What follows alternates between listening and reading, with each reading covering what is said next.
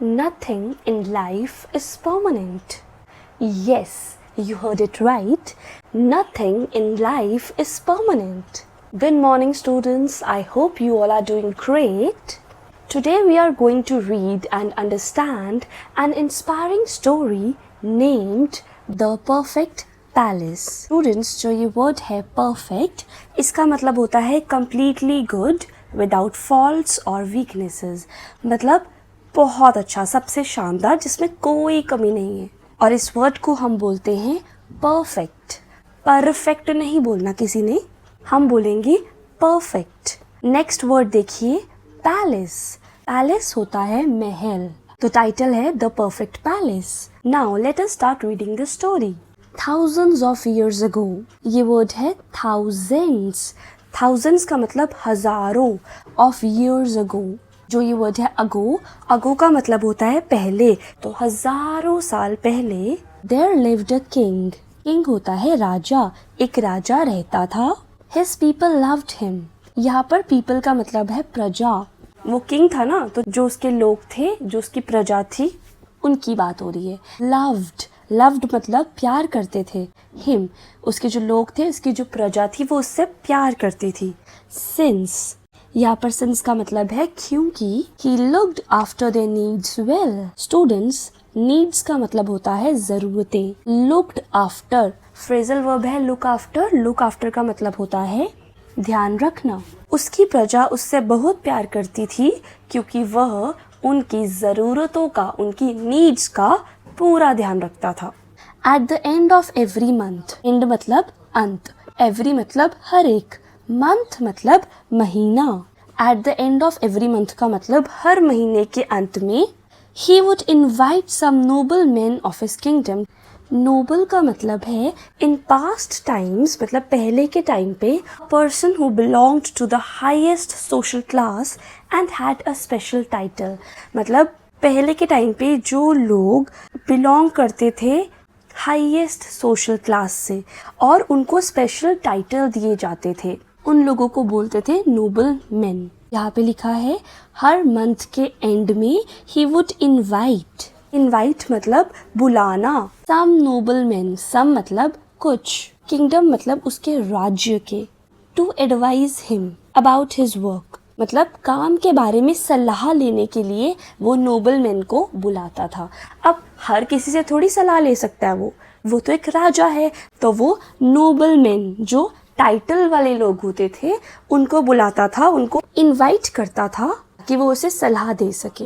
Students, यहाँ पर मैं आपको एक चीज़ बताना चाहती हूँ. एक वर्ड है एमेन, जिसको हम बोलते हैं मैन, जिसका मतलब होता है एक आदमी, सिंगुलर. और एमियन का मतलब होता है बहुत सारे आदमी, प्लूरल. और इस वर्ड को हम बोलते हैं मेन. देखो फर्क है दोनों में. इसे बोलेंगे मैन, इसे बोलेंगे मेन. Man, main. तो देखा आपने यहाँ पर लिखा था नोबल मेन, मतलब ज्यादा आदमियों की बात हो रही है, प्लूरल है ये, main. Every year the king would rebuild his palace. Every year मतलब हर साल. The king would rebuild. Rebuild मतलब टू बिल्ड अगेन, मतलब दोबारा बनवाता था. वो क्या बनवाता था? हिज पैलेस, अपना महल.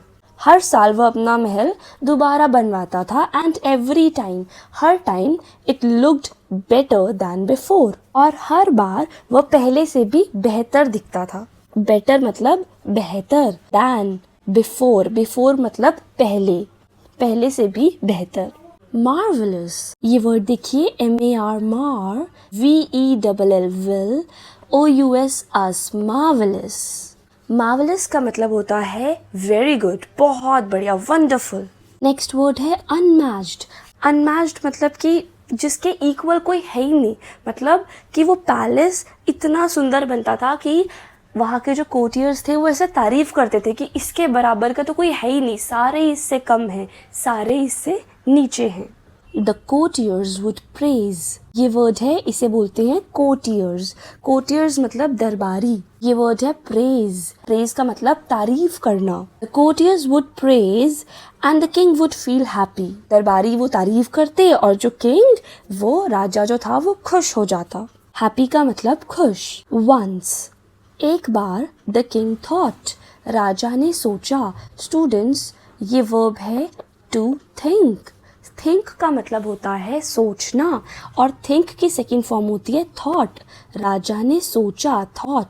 दिस ईयर, इस वर्ष, इस साल, I will build the perfect palace with all comforts. All मतलब सभी, कम्फर्ट्स मतलब सुख सुविधाएं, कि मैं इस साल सभी सुख सुविधाओं से भरा एक बढ़िया परफेक्ट उत्तम महल बनवाऊंगा।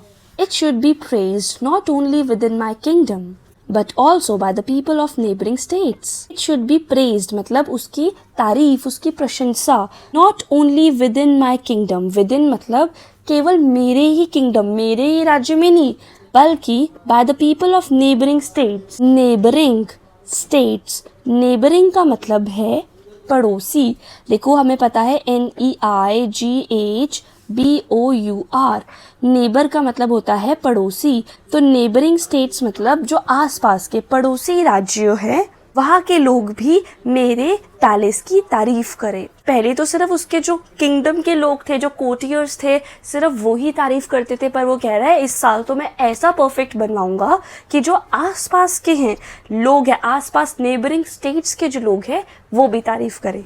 द नेक्स्ट डे, अगले दिन, the king worked out a perfect design for his perfect palace. अगले दिन राजा ने अपने महल के लिए एक परफेक्ट डिजाइन तैयार किया। ये वर्ड देखिए, DESIGN, इसे हम बोलते हैं डिजाइन।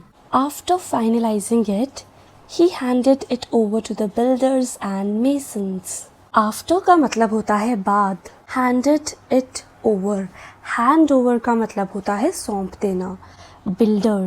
बिल्डर्स होते हैं जो कि एक बिल्डिंग को बिल्ड करते हैं, एंड मेसन्स, MASON, मेसन, इसे हम बोलेंगे मेसन का मतलब होता है मिस्त्री, या आप कह सकते हो जो पत्थर का काम करता है। तो इस पूरी लाइन का यह मतलब हुआ कि जो डिज़ाइन था उसको फाइनल करने के बाद उन्होंने बिल्डर्स को और मेसन्स को डिज़ाइन सौंप दिया। इन अबाउट का मतलब होता है लगभग, अ मंथ, अ का मतलब होता है एक, वन मंथ मतलब महीना, तो इसका मतलब है लगभग एक महीने में। The perfect palace of the Kings dream was ready. Ready का मतलब होता है तैयार, ड्रीम मतलब सपना, और किंग्स ड्रीम मतलब राजा का सपना। इस लाइन का मतलब है राजा के सपनों का जो परफेक्ट महल वो बनकर तैयार हो गया लगभग एक महीने में। The king invited Nobel man of his kingdom. King ने इन्वाइट किया नोबल मैन को, ऑफ हिज किंगडम, किंगडम मतलब राज्य, as well as the neighboring states, मतलब राजा ने अपने राज्य के साथ साथ पड़ोसी राज्यों के जो नोबल मैन थे उनको भी इनवाइट किया। To get their opinions about the palace. Opinions का मतलब होता है राय, उनकी राय जानने के लिए उनको आमंत्रित किया, इनवाइट किया। Unbelievable का मतलब होता है अविश्वसनीय, मतलब कि लोगों को विश्वास नहीं हो रहा था कि इतना सुंदर, इतना परफेक्ट पैलेस। इंडीड, ये वर्ड देखो, INDEED, इंडीड का मतलब होता है सचमुच। It is a perfect palace, यह एक आदर्श महल है। cheered the noblemen in unison. To cheer का मतलब है to shout to show that you like something. मतलब जैसे हमें कोई चीज़ पसंद आती है तो हम चिल्ला के बोलते हैं ना कि वाओ, वैसे ही जो noblemen थे वो चिल्लाए, they cheered in unison. UNI SON son, unison. Unison का मतलब होता है एक सुर में, एक साथ सारे चिल्लाए कि wow, unbelievable, indeed it is a perfect palace. But a saint standing in the corner was silent. But का मतलब होता है पर, अ का मतलब एक, सेंट का मतलब होता है संत, साइलेंट का मतलब होता है शांत। इस लाइन का मतलब है पर कोने में खड़ा एक संत चुप रहा। The king wondered. Students, WONDER, to wonder का मतलब होता है to want to know something, मतलब कुछ जानना चाहना। इसको हम वॉन्डर नहीं वंडर बोलेंगे। यहाँ पे लिखा है द किंग वंडर्ड, मतलब वो जानना चाहता था, वाई, वाई का मतलब होता है क्यों। द सेंट वॉज साइलेंट, कि जो संत था वो चुप क्यों था। वेन, वेन का मतलब होता है जब। Everyone, EVERY, every, ONE, one, everyone मतलब हर एक। वॉज प्रेजिंग, प्रेजिंग का मतलब होता है तारीफ करना। तो इस पूरी लाइन का यह मतलब है कि राजा को आश्चर्य हुआ, वो जानना चाहता था कि जब सब लोग उसके महल की तारीफ कर रहे थे तब संत चुप क्यों थे। He walked up to the saint and said, वह संत के पास गया और बोला, प्लीज टेल, प्लीज का मतलब होता है कृपया, टेल का मतलब होता है बताओ।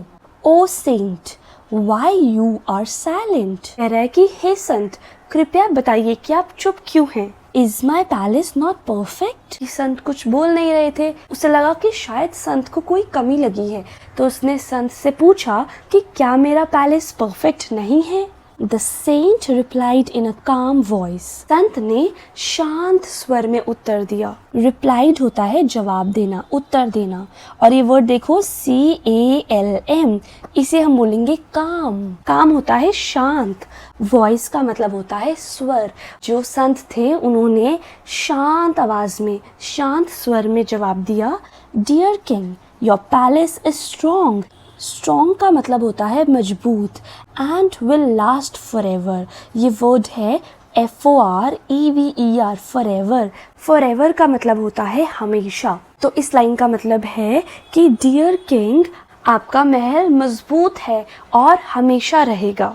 It is beautiful but not perfect, यह सुंदर है, ब्यूटिफुल होता है सुंदर, बट नॉट परफेक्ट, पर परफेक्ट नहीं है। Since the people living in it are mortals, यहाँ पर सिंस का मतलब है क्योंकि, द पीपल, पीपल होते हैं लोग, लिविंग इन इट मतलब कि इस पे रहने वाले जो लोग हैं वो मॉर्टल्स हैं। मॉर्टल्स का मतलब होता है that can not live for ever. संत कह रहे हैं कि आपका महल सुंदर है पर परफेक्ट नहीं है, क्योंकि उसमें जो लोग रहते हैं वो मॉर्टल्स हैं, वो एक दिन मर जाएंगे, वो अमर नहीं हैं। They are not permanent, permanent नहीं होता है, परमानेंट होता है। Your palace will live forever but not the people in it. Your palace का मतलब आपका पैलेस, आपका महल, विल लिव फॉर एवर, आपका महल हमेशा रहेगा। लेकिन, बट का मतलब होता है लेकिन, not the people in it, लेकिन इसमें रहने वाले लोग नहीं, वो परमानेंट नहीं रहेंगे, वो फॉर एवर नहीं रहेंगे। That is why I am silent, that is why का मतलब इसीलिए, आई एम साइलेंट, मैं चुप हूँ। Man is born with empty hands and so does he die, born का मतलब होता है पैदा होना, एम्प्टी का मतलब होता है खाली, मतलब खाली हाथ पैदा हुआ है इंसान, and so does he die, DIE, to die का मतलब होता है मरना, वो खाली हाथ ही मर जाएगा।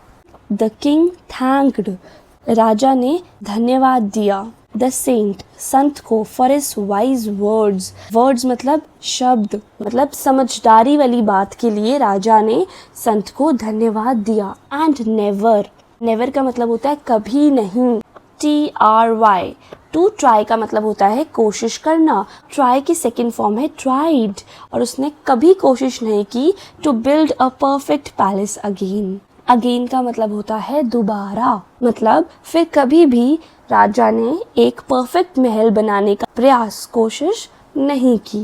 So this story highlights that nothing in life is permanent. ये स्टोरी यह बताती है कि इस लाइफ में कुछ भी परमानेंट नहीं है। हम खाली हाथ आए हैं इस दुनिया में और हम खाली हाथ ही मर जाएंगे। तो हमें एक्सटर्नल अपीयरेंसेस और मटेरियल पोजेशंस के पीछे ना लड़ना चाहिए, ना उसमें ज़्यादा ध्यान देना चाहिए। एक्सटर्नल अपीयरेंस फॉर एग्जांपल, जैसे जो राजा था उसे था कि मेरा महल सबसे परफेक्ट हो, उसका फोकस महल की, पैलेस की एक्सटर्नल ब्यूटी पे, एक्सटर्नल अपीयरेंस पे था, और मटेरियल पोजेशंस की मेरे महल में सारे कंफर्ट्स हो। पर बाद में जो सेंट थे वो उसे रियलाइज करवाते हैं कि nothing in life is permanent, और फिर जो किंग है वो रियलिटी को एक्सेप्ट करता है, और हमें भी इस रियलिटी को एक्सेप्ट करना है। तो आज के लिए इतना ही। Thank you for watching this video.